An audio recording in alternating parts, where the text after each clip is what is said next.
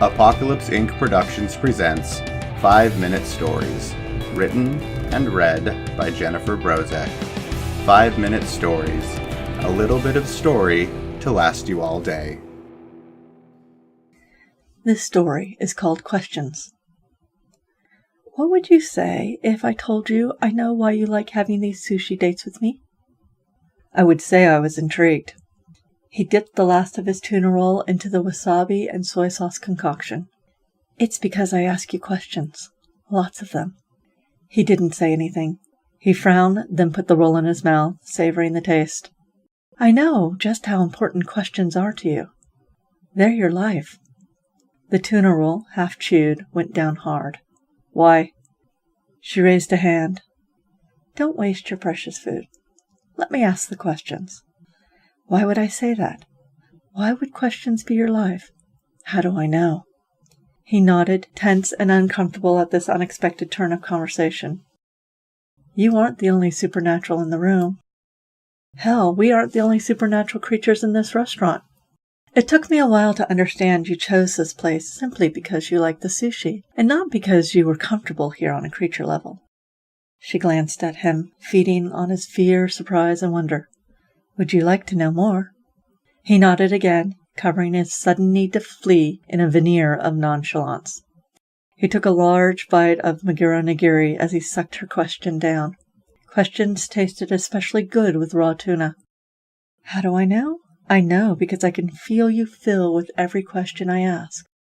It can't be the everyday, how are you variety of questions. Though I sense those are like licks of icing, sweet but not filling. Except I also know the emotional context of the question gives it weight. Isn't that so? Yes, he admitted. It's like a spice or a sauce. Sometimes it's what makes the meal. He sipped his tea, watching her over the rim of his cup. More questions. I feel your curiosity.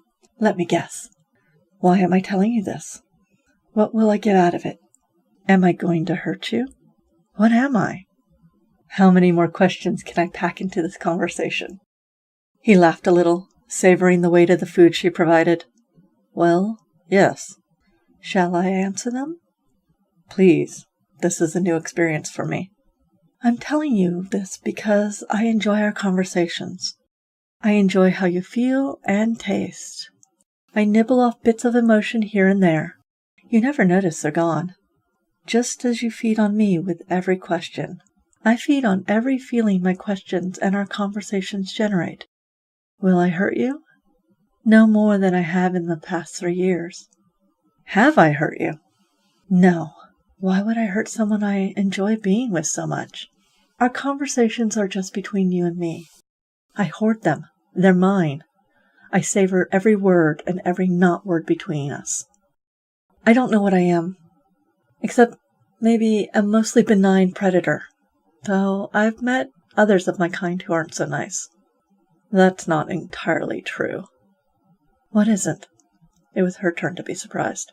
Why are you telling me this? Tell me the reason. She grinned. Sharp as ever. You're so controlled. Do you realize how interesting a person's fear tastes when they rarely have it? Ambrosia. Yes, I wanted to taste your fear and surprise. I think also, I wanted you to understand about me.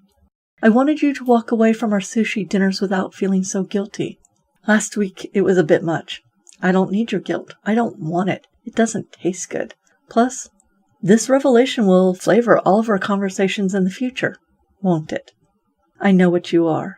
I know what I am. Now, you know that there are more like us out there.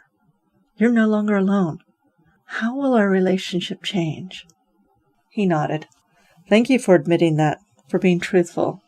I'm curious about a lot of things. I know. But I need time to think about it. Us. It's new. All right, I'll treat tonight. I'm not done eating. I'll be here next week. Usual time? Will I see you?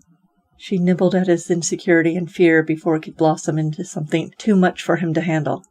He stood and nodded. Probably. You've got my attention. My real attention. That doesn't happen often. He bent over and gave her a quick half hug. Have a good evening. She watched him walk out of their favorite sushi bar smiling. This time, it had gone so much better. She had had this conversation with him 3 times in the last 3 years. This time was the first time his fear didn't spike into terror or anger. This time, he trusted her enough to listen. Will I have to fix him again? The sushi chef passed her more unagi nigiri. She shook her head. No, leave his memory the way it is. I think he's finally ready to join our world. Besides, he has questions, and I know how to answer them while he eats his fill. The chef nodded. Good, it's about time. He didn't feel it necessary to tell her that he'd helped the situation along with an attitude adjustment or 5. 3 years was a long time to coddle someone.